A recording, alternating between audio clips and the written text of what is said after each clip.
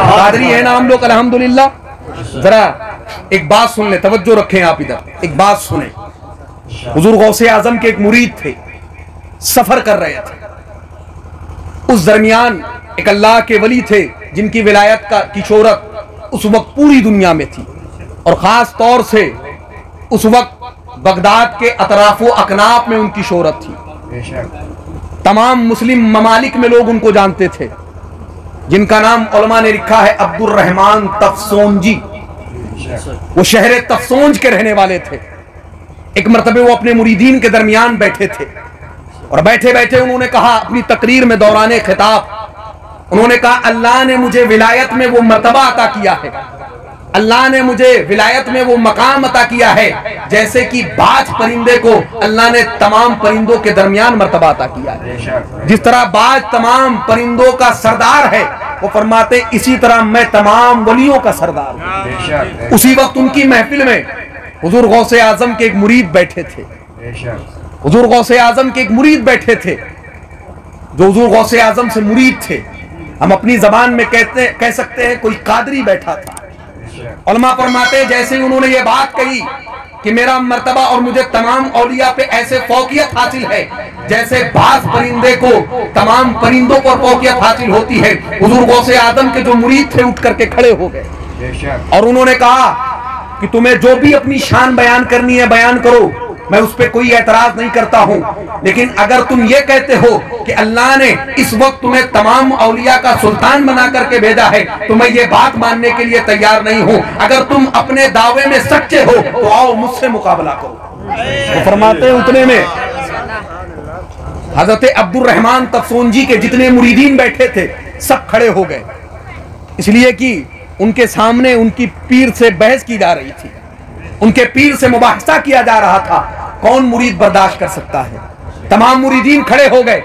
उस वक्त हजरत अब्दुर रहमान तफसोंजी ने जो कंबल ओढ़ रखा था, जो चादर ओढ़ रखी थी, जब उन्हें जलाल आया तो उस चादर को उठा करके फेंक दिया।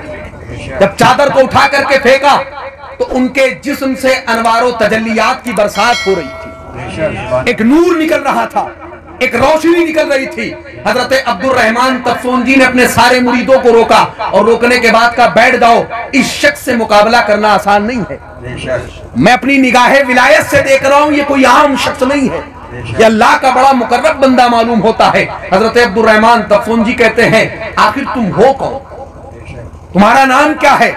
वो फरमाते हैं इससे कोई बहस नहीं है, इसको छोड़िए, मैं सैयदना शेख अब्दुल कादिर जिलानी का मुरीद हूँ। वो फरमाते हैं मेरी अपनी कोई हैसियत नहीं है, मैं तो आम आदमी था, लेकिन जब से मैं अब्दुल कादिर सैयदना शेख जिलानी का मुरीद हुआ हूँ तब से अल्लाह ने मुझे यह मकाम और मर्तबा अता कर दिया है।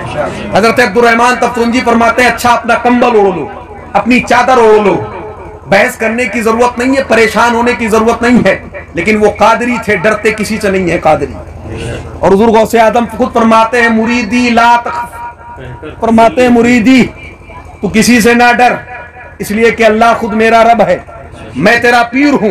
हुजूर गौसे आदम फरमाते हैं मेरे मुरीदों तुम्हें किसी से डरने की जरूरत नहीं है सिवाय अल्लाह के। वो फरमाते हैं कि अब मैंने कंबल फेंक दिया तो फेंक दिया, अब मैं दोबारा अपने जिस्म पे इसको डाल नहीं सकता हूँ। हजरत अब्दुल रहमान तफसोंजी ने कहा इसको ओढ़ लीजिए, सामने बैठ करके फुर्सत से बात होती है, इत्मीनान से। उन्होंने कहा नहीं, फकीर ने इस कंबल को फेंक दिया तो फेंक दिया। वहां से 10 मील की दूरी पर आपका घर था जे बहिश्त, आपने वहीं से अपना हाथ बढ़ाया और वहीं से कहा मेरी बीवी फातिमा मुझे मेरा कंबल दे। उलमा फरमाते वहां से उनकी बीवी ने कंबल दिया। जब मुरीद का ये आलम है तो हुजूर गौसे आजम का आलम क्या होगा। वहां से उनकी बीवी ने कंबल दिया और उस कंबल को उन्होंने ओढ़ लिया। अब हजरत अब्दुल रहमान तफसोंजी कहते हैं आखिर ये हुजूर गौसे आजम है कौन, ये सैयदना शेख अब्दुल कादिर जिलानी है कौन जिनके तुम मुरीद हो। अरे जब मुरीद का ये आलम है तो तुम्हारे पीर का आलम क्या होगा। लेकिन मैं उनको जानता नहीं हूँ, मेरी गुस्ताखी माफ करना, मैं माजरत चाहता हूँ, मैं उनको जानता नहीं हूँ। मैं अपने 2 आदमियों को भेजता हूँ ताकि वो जा करके सैयदना शेख अब्दुल कादिर जिलानी के पास जाएं और जा करके मेरे कुछ सवालात हैं उनका जवाब लेकर के आ जाएं ताकि मैं मुतमईन हो जाऊं। उन्होंने अपने 2 मुरीदीन को फिट किया और फिट करने के बाद कहा बगदाद चले जाओ, सैयदना शेख अब्दुल कादिर जिलानी की बारगाह में सलाम अर्ज करना और अर्ज करके जा करके कहना कि आपको अल्लाह ने विलायत कब दी। आपको अल्लाह ने वली कब बनाया?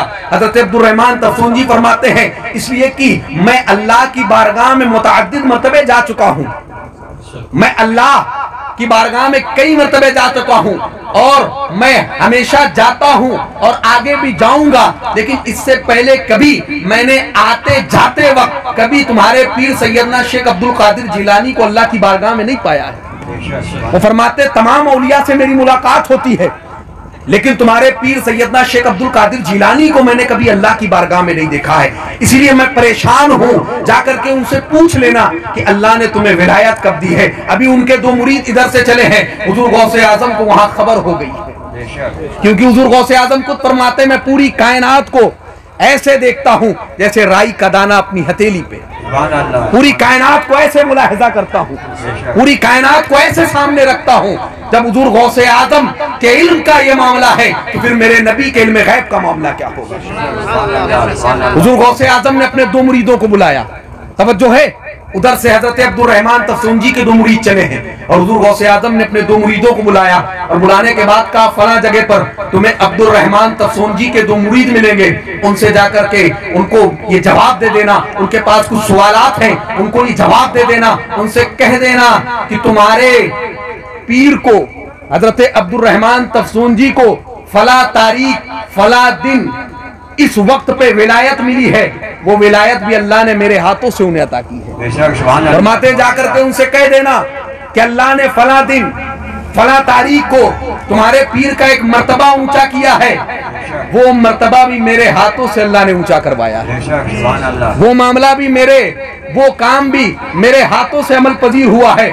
हजरत अब्दुल रहमान तफसूंजी के मुरीद भी निकले हैं और हुजूर गौसे आजम के मुरीद भी निकले हैं, रास्ते में बात होती है, वो सवाल करते हैं, ये जवाब देते हैं और हजरत अब्दुल रहमान तफसूंजी के मुरीद एक सवाल और करते हैं, वो कहते हैं आखिर तुम्हारे सैयदना गौसे आजम को विलायत कब मिली है? मेरे पीरो मुर्शिद कहते हैं कि अल्लाह की बारगाह में मैंने तुम्हारे पीर को कहीं नहीं देखा है। तो हुजूर गौसे आजम के मुरीदीन कहते हैं कि हमारे पीरो मुर्शिद सैयदना शेख हुजूर गौसे आजम ने फरमाया है कि जाकर के अब्दुल रहमान तफसूंजी से कह देना कि अल्लाह की बारगाह में जाने का सिर्फ एक ही रास्ता नहीं है बल्कि कई रास्ते हैं। औलियाए आम का रास्ता अलग है, औलियाए खास का रास्ता अलग है, अखस्सुल खास का रास्ता अलग है और राजदारों का रास्ता अलग है। हुजूर गौसे आजम ने फरमाया अपने पीरो मुर्शिद से कह देना कि मैं राजदारों के रास्ते से दाखिल होता हूँ और उसी से वापस आता हूँ और उस रास्ते से जाने की सिर्फ मुझे इजाजत है और किसी को उस रास्ते से जाने की इजाजत नहीं।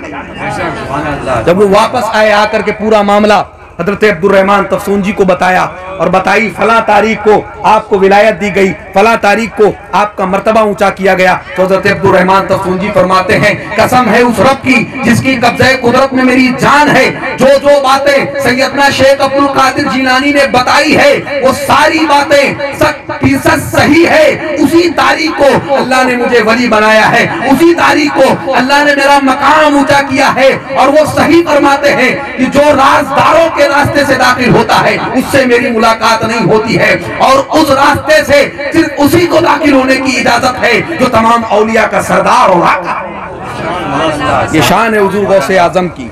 अगर हुजूर गौसे आजम की शान में रात भर बयान किया जाए तब भी कम है और कई दिन और कई शब उसके लिए लग जाएंगी, लेकिन तमाम उलमाए कराम तशरीफ फरमा है, मेरे बाद भी कई खिताबात आपको सुनने हैं। बस एक आखिरी बात मैं आपके सामने पेश करके गुजर जाना चाहता हूँ। जो मेरे बड़े हैं कि इसको मेरी गुजारिश समझ लें और जो छोटे हैं वो नसीहत समझ लें। हम और आप अपने आप को कादरी कहते हैं, हम और आप अपने आप को हुजूर गौसे आजम का मुरीद कहते हैं, लेकिन याद रखिए जब तक हम नमाजी नहीं होंगे तब तक हम कादरी नहीं हो सकते हैं। जब तक हम नमाजों की पाबंदी नहीं करेंगे, जब तक हम नमाज के पाबंद नहीं बनेंगे, हम कादरी हो भी नहीं सकते हैं। फिर चाहे जितना हुजूर गौसे आजम के नाम का हम नारा लगाएं, लेकिन हुजूर गौसे आजम की रूह हमसे और आपसे उस वक्त तक खुश नहीं होगी जब तक हम और आप पांच वक्त नमाजी ना बन जाए। इसलिए कि हुजूर गौसे आजम को फरमाते हैं इस हदीस के ज़िम्न में मन तरका सलाता मुतअम्मिदन फकत कफर।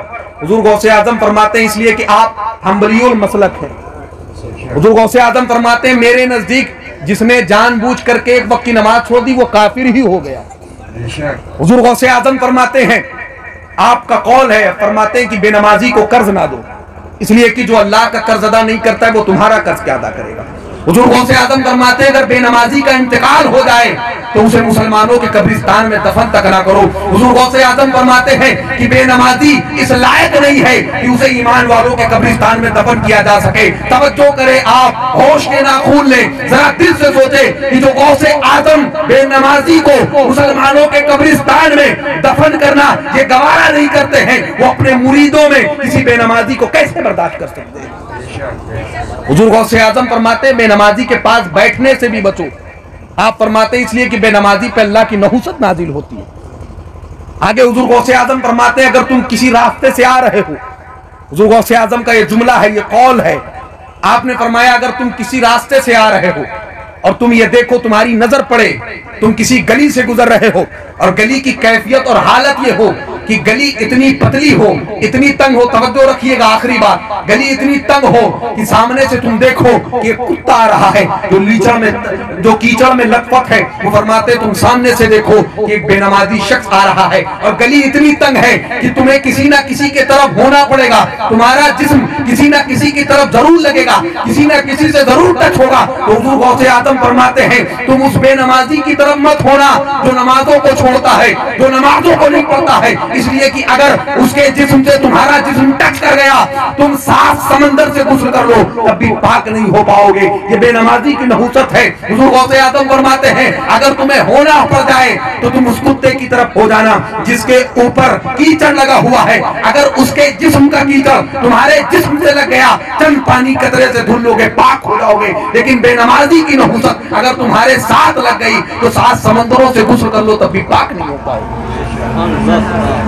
ये कौल है हुजूर गौसे आजम का बेनमाजियों के बारे में। आज जरा हम अपना मुहासबा करें, सोचें कि हम में से कितने लोग हैं जो आज नमाजों को आम तौर से छोड़ दिया करते हैं।